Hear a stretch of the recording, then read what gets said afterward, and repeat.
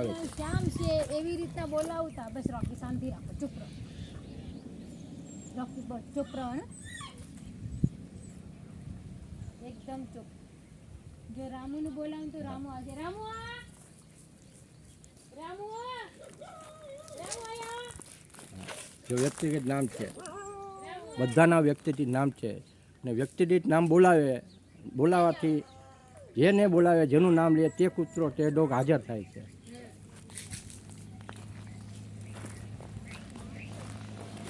અને પણ ઈકન પાણીનું ભીનું કરી દીધું છે કે શાંતિથી રહી શકે. આ બધા રાતના છોડી ગયેલા છે.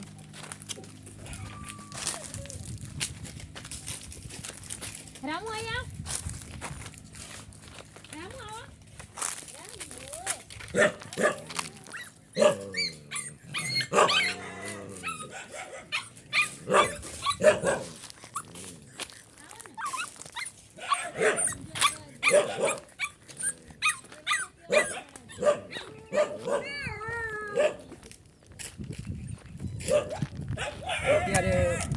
અત્યારે માતાજીએ છૂટા મૂકેલા છે એટલે આ બધે આરામથી ફરી શકે. ઓછામાં ઓછા અત્યારે તમે જુઓ છો એટલે તમને અત્યારે 20 થી 25 દેખાતા હશે, પણ સમય થશે ને એટલે અહીંયા છે ને સાંજે 50 થી 60 ભેગા થઈ જશે. બરાબર છે. પછી આખી રાત રોકાશે, સવારમાં પાછા કાંઈ જેને તકલીફ નહીં ને છૂટા મૂકશે ફરી હરી હગે. ખાલી બાંધી નથી રાખતા.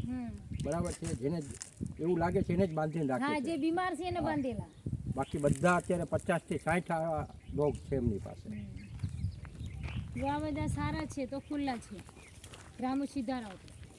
રામુ રામુ હાલે, રામુ હાલે, રામુ હાલે, હાલે રામુ.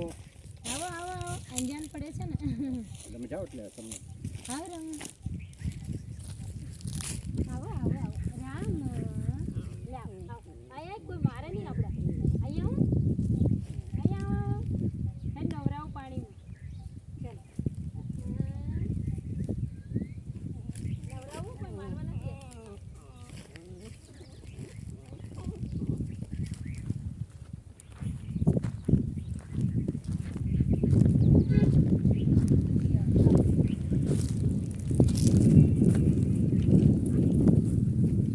ઘણા લોકો પણ ગોળ પીવે.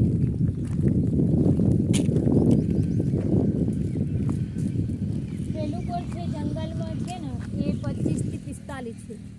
હા, એ દૂર જવું પડે. એ બધા બેઠેલા છે. સરનામું દઈ દઉં.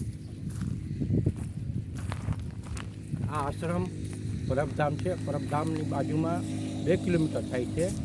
એક બાજુ ભેસાણ ગામ છે, એક બાજુ ખંભાળિયા ગામ છે 3 કિલોમીટર, આ બાજુ ભેસાણ 2 કિલોમીટર છે, આ બાજુ પરબધામ 2 કિલોમીટર છે. વચ્ચારે રોડના 3 રસ્તા છે. ત્યાં આમનો આશ્રમ આવેલો છે માતાજીનો. કેસરિયા હનુમાનજી મંદિર છે અને આ જગ્યા સરસ જગ્યા છે. તો કોઈક દિવસ તમે પરબધામ આવો, ભેસાણ આવો કે જુનાગઢ જતા હો તો રસ્તામાં આશ્રમ છે તો અવશ્ય મુલાકાત લેશો અને તમે તમારી નજરે તમે ખુદ જોજો કે માતાજી કેવી સેવા કરે છે. તો આપણે બને ત્યાં આપણા જેટલી કોશિશ થાય એટલે આપણે આ માતાજીને મદદ થાય એવી આપણે પ્રયત્ન કરીશું. એટલે અવશ્ય તમે પધારજો અને માતાજીની સેવા જોજો.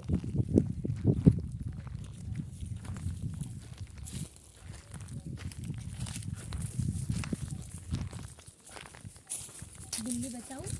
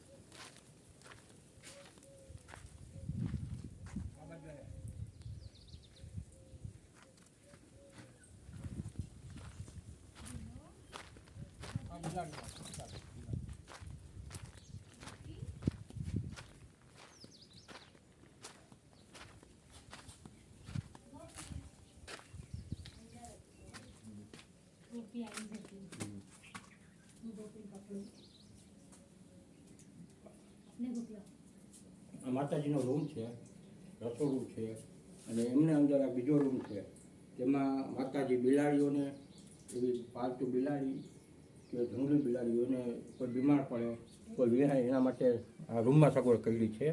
રૂમમાં દૂધ પાણી લેવા માટે જો એમને કુંડ રાખ્યા છે. કુદરતી રીતે પ્રકૃતિની અંદર કુદરતી જે પશુઓ રહે તે રીતે જો એમને આમાં માટી ભરેલી રાખી છે, દૂધનું રાખેલું છે, બિલાડીઓ છે. આ અંધી છે, આંખે નથી દેખાતું. આંખે દેખાતું નથી આ બિલાડીને. હા, જે દેખાય તો ભાગી જાય. હા. અહીંયા ગંદુ ન કરે. આના જ છે. આ માતાજી આવી રીતે રોટલીઓ આવી રીતે માતાજી રોજ સવારે બપોરે ને સાંજે ઓછામાં ઓછી 150 થી 200 રોટલી આવી મોટી મોટી બનાવે છે.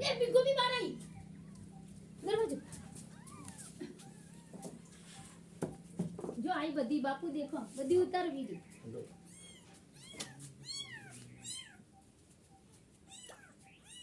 આ બચાવો છે માતા, આ વિહાયેલી છે અત્યારે બચાવો છે. લે આવતી રે. ગોપી બહાર આઈ, ગોપી. દરવાજો લઈ દઉં છે પાછી. લેજે તું. અનાજ નહોતા લઈ દઉં. આ માતાજી કોઈ અનાજ આપી જાય આ કૂતરાઓને બિલાડી ખવડાવવા માટે તે માટે આ અનાજ છે. અને માતાજી આવી છે રોટલીઓ આ રોજ સવાર બપોરે સાંજ 150 થી 200 રોટલીઓ આવી બનાવે છે. અને માતાજી આવી આપણે આ છે વેચાતા લીધા છે. એ 5000